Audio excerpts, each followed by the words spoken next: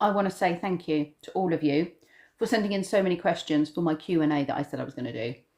I'm going to pick a few of the ones that I've written down already, but I've had so many questions that I'm probably going to have to spread out how many Q&A sessions I do, and I'm probably going to have to spread them out over a period of time and do maybe 2 or 3, probably 3 Q&A sessions sort of going forward. I will apologise if this phone is a little bit bouncy. I've propped it up on the back of the sofa.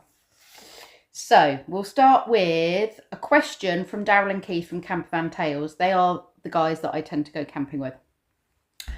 If I was on my own and I didn't work because money was no object, would I go full time in van life, and would it be in Spog or would it be something bigger? So if I was on my own, and to be fair, actually, I don't think I'd ever say I wouldn't work because I'd get bored. Can you imagine me? I would get bored. I would probably still want to do some level of working or volunteering or something. But I know that if I was on my own, my boys were all grown up and it was just me, I would have to get a bigger van if I was going to do this, because Spog is just too small for anything more than going away for a week or a weekend or what have you. I love Spog to bits. He's also not incredibly reliable. That has cost me a lot of money. So I would have to get something high top. I'd have to get something long wheelbase. And I would want to have shower facilities in the van. Toilet, shower area, so a little bit more comfort, a seating area and a permanent bed. That's what I would like. So yeah, that's the answer to that one. And I would like to travel and do things if I had those kind of comforts. And I would like the freedom of exploring more. But I would probably do pet sitting and travel. So maybe this is something I will do going forwards when Kenzie's moved out or whatever, you know, or he's got his own job and, you know, isn't relying on mum to be around for sort of moral support for things as much. And ferrying him around for things, I would be inclined to maybe travel further afield to do the odd house and pet sitting job.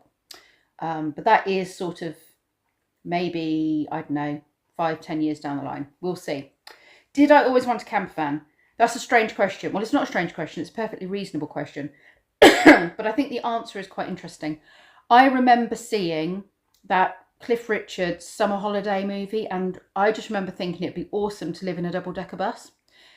So I always had this impression of me growing up to own a double-decker bus with no concept as to how much it would cost, how I would heat it, where I'd get my electric from, how I would make money, where I would park it.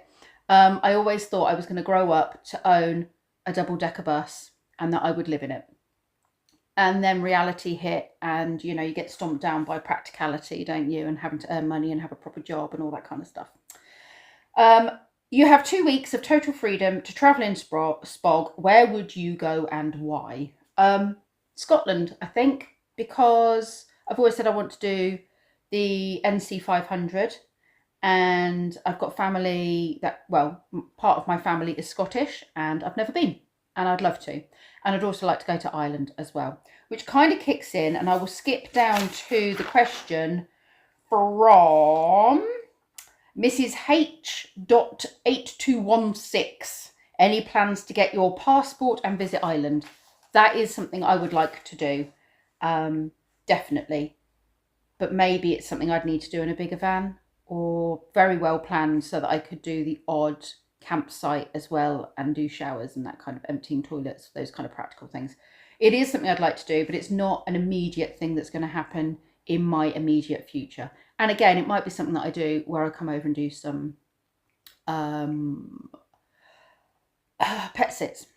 And depending obviously on what part of Ireland, I don't need a passport to get over to Northern Ireland, but Southern Ireland I would need a passport. Is there anything you would change in Spog?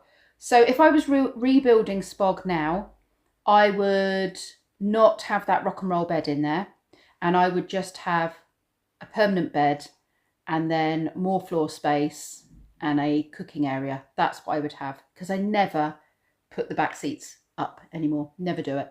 And I'm not going to go back to childcare in any form other than what I'm doing now. So I don't need all those things. Oh, and if he was big enough, I would add a shower and permanent toilet. Quiet, please. I'm here. I'm talking to the camera. What made you decide to start vlogging, and do you ever regret doing a daily vlog? I started doing YouTube because it seemed the natural thing from doing my written blog. It seemed like everything was going digital in that format, like video format. And so I started trying to film they're still there if you want to search for them. My very early videos were quite stunted. And I was sharing on a written blog all of my things that I was doing with the kids in childminding. And so, I don't know what my dogs are barking out up there.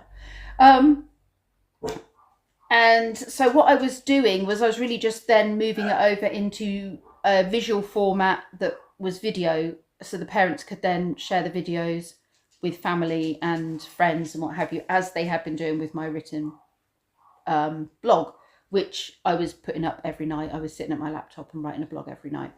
So, and do I ever regret it? No, I don't. Personally, as I'm talking, this comes from Campervan Tales, I wouldn't have met Daryl and Keith had I not been vlogging. I wouldn't have met Imo. I wouldn't have met Donnie. I wouldn't have met Damon, Dan. Like, there's so many people I have met who are just wonderful people who are so like me. And I'm sorry if I've missed anybody off there. I know I've missed loads of people off. I'm just giving a little example. There are so many people that are like-minded, kind-hearted, that I just enjoy their company, and I wouldn't have met them because they're places that I would never have gone had I not started van lifing and had I not started vlogging. So no regrets whatsoever. The only thing that is slightly annoying is sometimes somebody feels the need to save my pagan soul from going to hell. And those people have a tendency to send me either give my details out to Jehovah's Witnesses, or they like to send me stuff when I had a PO box in the post, sort of preaching material.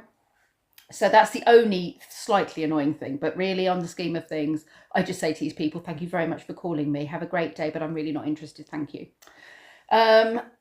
So the next question is from Sarah UV6UR. I'm wondering if that actually spells something, if I say it correctly, and I'm wondering if I've got it wrong. Excuse me.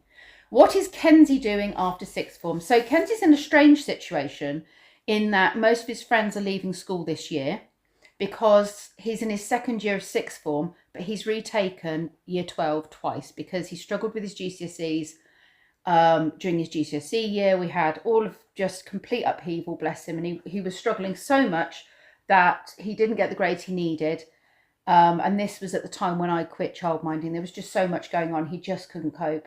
And we ended up in a situation where he retook his GCSEs, the important ones that he really needed. He did come out with some good marks, but maths and English he really needed, and he failed those.